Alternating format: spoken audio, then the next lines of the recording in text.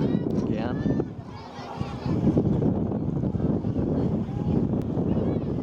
Boy, you can hardly see anything at all for all the smoke and stuff coming up out of here.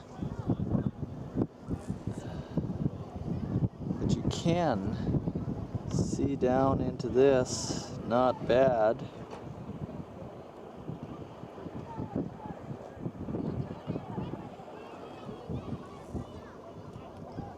I don't think I'd want to climb around down in there.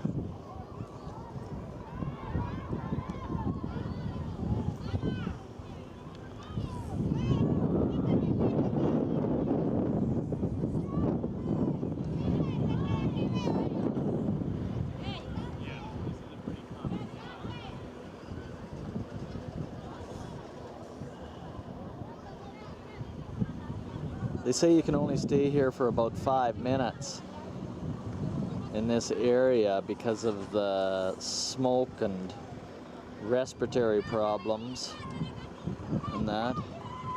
Anyhow, looks like the students are all ready to go have a little view of the whole place. So that's Volcano, Masaya. Hope she doesn't blow while we're here.